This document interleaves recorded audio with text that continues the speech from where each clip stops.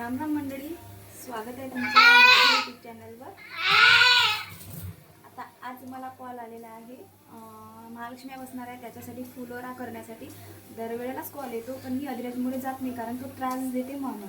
पण मी आज ठरवलं आहे की मी 2 तासासाठी तरी जाईल कारण जेव्हा आपण देवाधर्माच्या ठिकाणी जातो आणि तिथे काहीतरी करतो ना, तर मनाला एवढी शांती आणि समाधान वाटते की तसं कुठेच नाही वाटू शकत।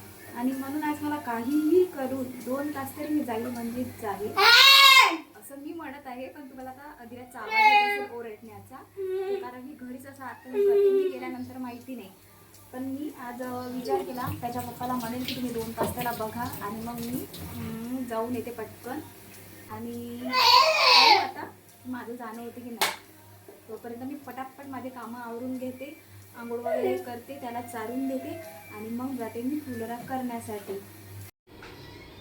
बघा, ही साडी पण मी माझ्या आईकडून आणलेली आहे, ती मी आज घालेल असा विचार करत आहे।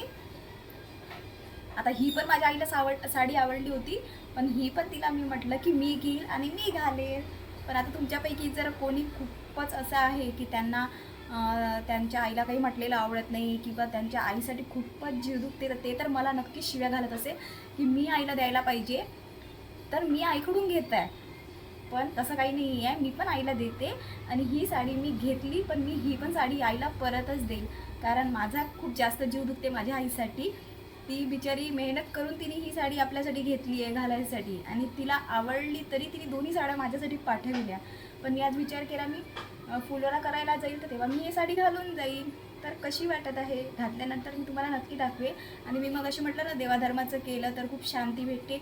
देवाधर्माचं केलं म्हणजे देवाधर्मासाठी काही चांगल्या आपण गोष्टी केल्या तर आपल्याला मनाला खूप समाधानी भेटते, तशी समाधानी आपल्याला कुठेच नाही भेटू शकत। आणि तुम्हाला जर आता काही कमेंट्समध्ये मला सांगायचं असेल किंवा म्हणायचं असेल तर मला कमेंट्समध्ये नक्की सांगा। आणि ही साडी आता मी घालून रेडी होते। Bye bye.